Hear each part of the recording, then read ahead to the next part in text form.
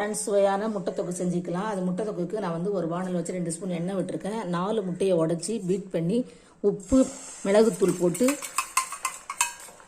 கலக்கி வச்சுட்டு இப்போ வானலில் ஊற்றிருக்கேன். இதை நம்ம சாதாரணமாக ஒரு நம்ம பொரியல் மாதிரி பண்ணிக்கலாம்.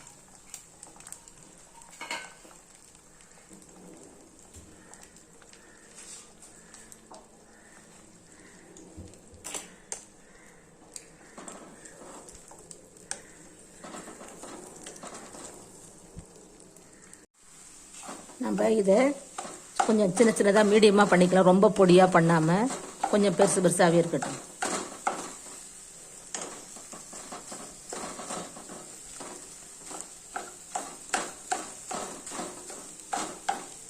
இந்த அளவுக்கு பண்ணியாச்சு. இவ்வளோ சைஸுக்கு போதும். இன்னும் கொஞ்சம் சின்னதாக வேணால் நம்ம அப்படி உடச்சி விட்டுக்கலாம். இப்போ நம்ம இது ஒரு பாத்திரத்தில் எடுத்து வச்சுட்டு இதில் நம்ம தொக்கு செஞ்சுக்கலாம். ஃப்ரெண்ட்ஸ், அதே வானலில் ஒரு 4 ஸ்பூன் எண்ணெய் விட்டு 1/2 ஸ்பூன் பெருஞ்சீரகம், 4 வெங்காயம், மீடியம் சைஸ் வெங்காயம், இதை நல்லா வதக்கிக்கலாம். 2 தக்காளி நான் அரைச்சி வச்சுருக்கேன், அதையும் இதில் சேர்த்து நம்ம வதக்கிக்கலாம். நல்லா ஒரு 70% வேகணும் வெங்காயம். அதுக்கப்புறம் நம்ம தக்காளியை ஊற்றிக்கலாம். ஃப்ரெண்ட்ஸ், நான் ஒரு கொத்து கருவேப்பிலை போட்டிருக்கேன். இப்போ வந்து நல்லா வெங்காயம் முக்கால்வாசி வதங்கிடுச்சு. இப்போ இஞ்சி பூண்டு பேஸ்ட்டு 1 ஸ்பூன் போட்டுக்கலாம்.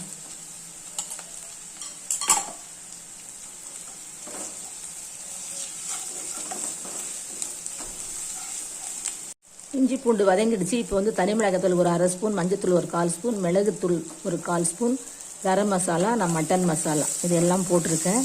இப்போ நம்ம வந்து தக்காளி அரைச்சதை ஊற்றிக்கலாம். இது நல்லா ஒரு 2 நிமிஷம் வதங்கட்டும்.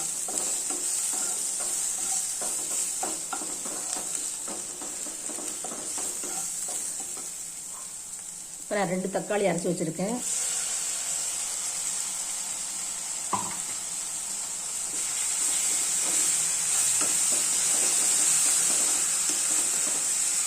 தக்காளி அரைச்சி மிக்ஸி ஜாரை ஒரு 1/2 டம்ளர் தண்ணி விட்டு கழுவிக்கலாம். நான் உப்பு போட்டிருக்கேன் இதில் இந்த மசாலாவுக்கு.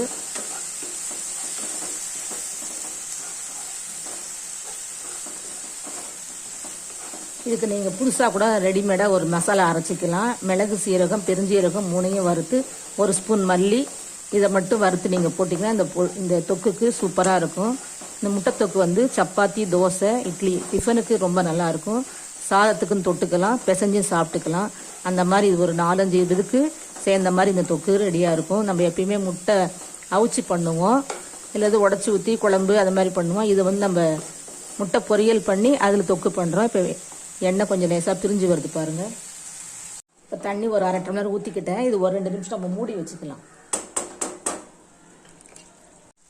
இப்போ நம்மளோட முட்டைத்தொக்குள்ள கிரேவி ரெடி ஆகிடுச்சு பாருங்கள். இப்போ நம்ம வந்து முட்டையை போட்டுக்கலாம்.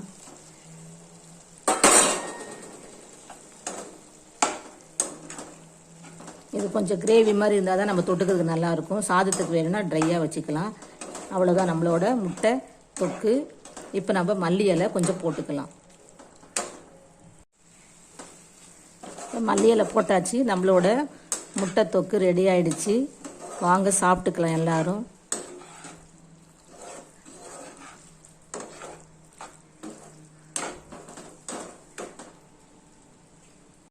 நம்மளோட சின்ன வெங்காய தொக்கு, முட்டை தொக்கு வச்சுருக்கேன். இப்போ நம்ம சாப்பிட்டுக்கலாம் வாங்க.